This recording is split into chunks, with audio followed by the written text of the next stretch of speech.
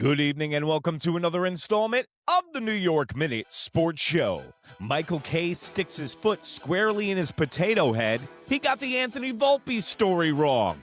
It's New York Minute Sports. It's New York Sports for New York Nuts. Don't forget to like. Don't forget to subscribe. Welcome!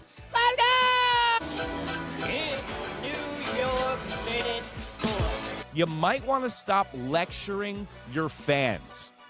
Every time I turn your show on, you're giving your fans and listeners a tongue lashing. You know what happened here is that Mike completely up the other day. Then Brian Cashman or Omar Minaya got him on the horn today and gave him a tongue lashing. So he's here literally slopping up Brian Trashman right now. Let me know what you think in the comments below, because are you getting tired of Michael Kay's act? He's underprepared. He's wrong. All he does is lecture Yankee fans on how to feel.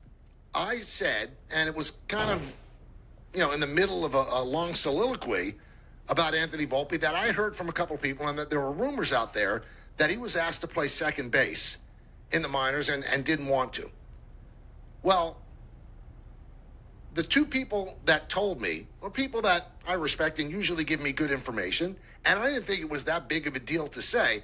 In retrospect, it is a big deal, especially, the way Anthony has had people coming down on his head about the way he's played and why is he still the shortstop for the Yankees, whatever the case may be. That was dumb on my part, not realizing the enormity of anything you say about Anthony Volpe and how it's going to be received. You don't feel the right way. Listen, you're a Yankee fan. You're allowed to say and feel however you want. You pay the tickets. Indirectly, you pay this potato head salary.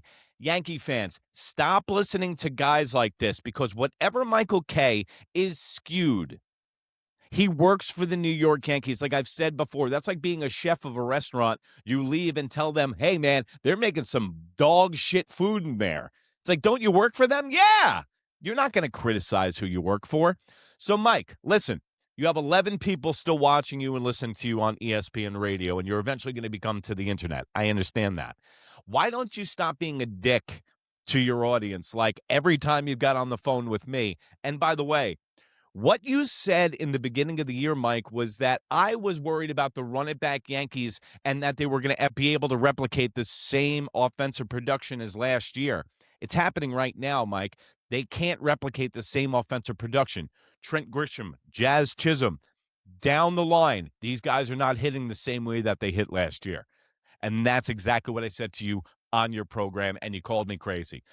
That's your boy. So You said he was. goodbye. That's my boy. Says that Anthony Volpe refused to play second base. He told the Yankees front office, I'm not playing second base. I'm a shortstop. And it made big headlines. Well, guess what? I don't know if the mistake, the headlines, or Michael Kay's head is bigger than this mistake, because you got it wrong. You're too worried about socials, and you're too worried about what Joel Sherman has to say when you work for the Yankees organization. You go into business for yourself, and Michael Kay can tell you all he wants that Brian Cashman didn't call him today.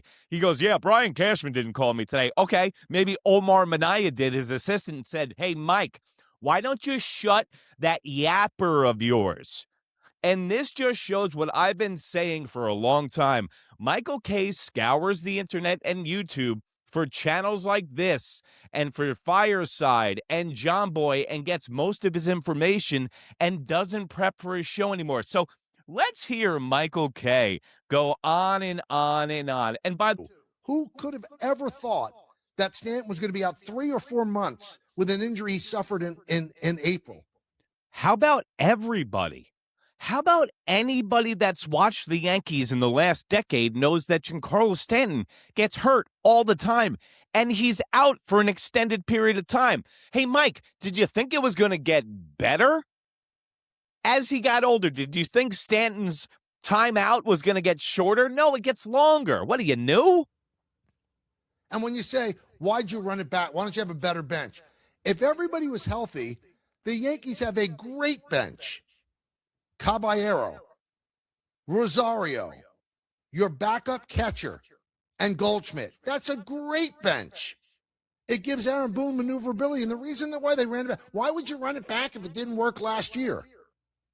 Well, you changed your team at the trade deadline last year. You got a closer. You got Rosario. You got Caballero. You changed your team then. You had the most wins, tied with the Blue Jays, the most wins in the American League. That was not a bad team. Then you ran into the Blue Jays, who gave you trouble all year, and Fried and Rodon had terrible games. So you're going to say, well, they're always going to have terrible games, or that was just, even great pitchers have bad games, right? You're going to say that. So where's the bad roster construction? Why can't people just accept the obvious? They're losing because they're a shell of the team that was planned to be. They're losing because they're a shell of a team that they planned to have. How is that so difficult to see? Because, Mike, what you don't get is all the Yankee fans were saying that the Yankees couldn't replicate the same production with the same clowns on the field. And just like your lover boy, Trent Grisham, that you stuck up tooth and nail for, man, he's made a really, really big impact since he's back from the injury on the Yankees. Man, I can't keep up with Trent Grisham's production. And then you go to bat for guys like Gittrick. If Aaron Judge was healthy and Stanton was back from his injury and Fried and Rodon were not hurt, you're telling me the Yankees would be in the situation they're in now? You can't convince me of that. Because I would tell you that if the team that came out of Tampa remained healthy,